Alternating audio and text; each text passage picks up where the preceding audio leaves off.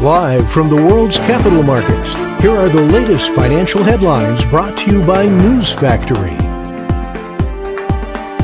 Hello and welcome to Thursday's Daily Financial Digest. And here's what's making the headlines in the markets today.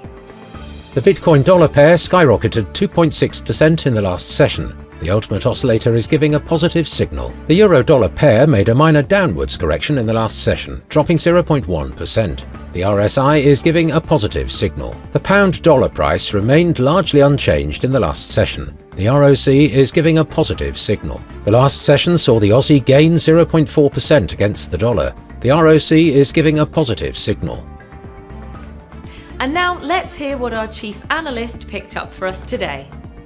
BlackRock posted a 21% fourth quarter jump in profit after buoyant equity markets increased income from fees and drove its assets to a record high of $11.6 trillion, the world's largest money manager said.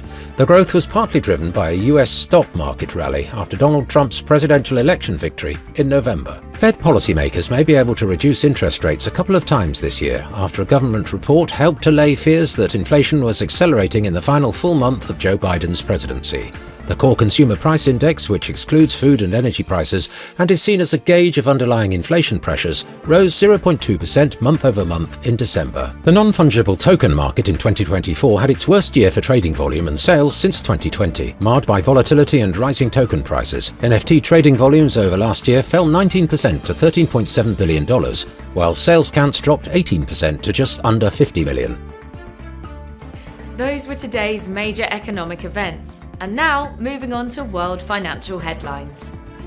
The Dutch unemployment rate will be released at 5:30 GMT, the US import price index at 13:30 GMT, the UK's NIESR GDP estimate at 12 GMT. Australia's participation rate will be released at 0:30 GMT, Australia's consumer inflation expectations at 0 GMT, the UK's manufacturing production at 7 GMT.